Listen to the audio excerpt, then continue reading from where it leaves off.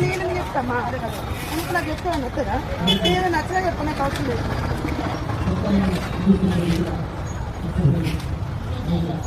ఒక్కటి కూడా సేవ చేయలేదు.